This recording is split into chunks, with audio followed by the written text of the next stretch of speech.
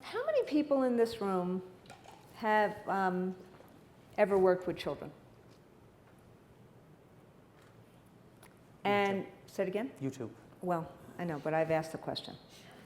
And how many times have things actually worked exactly according to how you wanted them to work? What?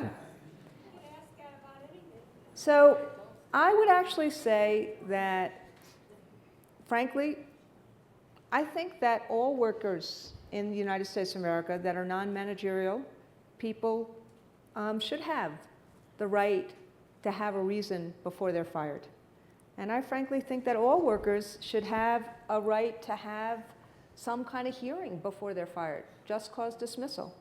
And so that's what used to happen in America during the, the greatest increase of the middle class. And personally, I think that's what we should do. But in terms of teachers, it can't go back to who you know, not what you know. And it can't go back to when districts have lots and lots and lots of budget cuts. Just get rid of the people who make the most amount of money. John's absolutely right, and you're right, sir. If somebody can't teach, they shouldn't be there.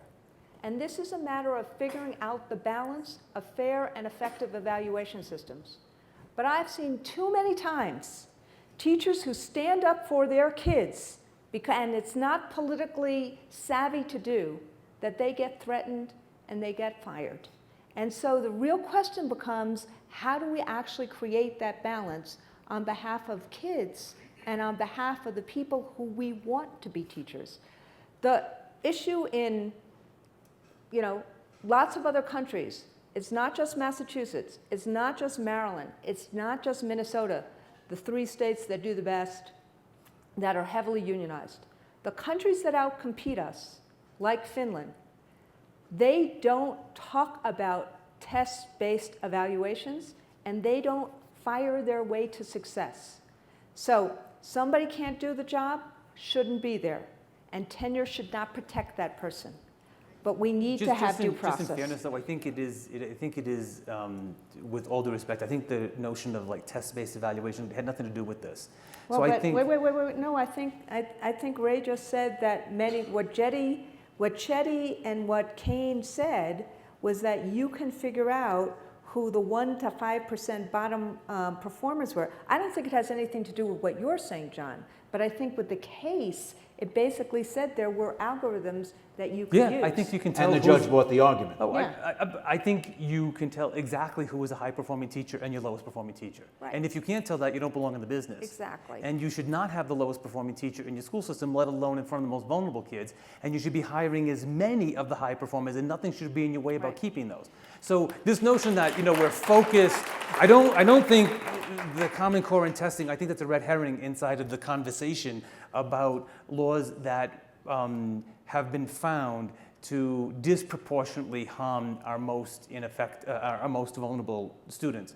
I do want to ask this question because I think the tenure thing, the protection thing, I'm just a person who happens to agree that we should have that system with a reasonable period of time to make that decision. If I as a system can't tell you after 4 years who shouldn't be there, I shouldn't be doing the job. Well, let me ask you quickly before we go to another question. But don't you think there are other laws that protect us? There is myriad of laws that protect these issues. Just a myriad of laws out there. I don't need the protections if I've got a half dozen other laws, federal and state.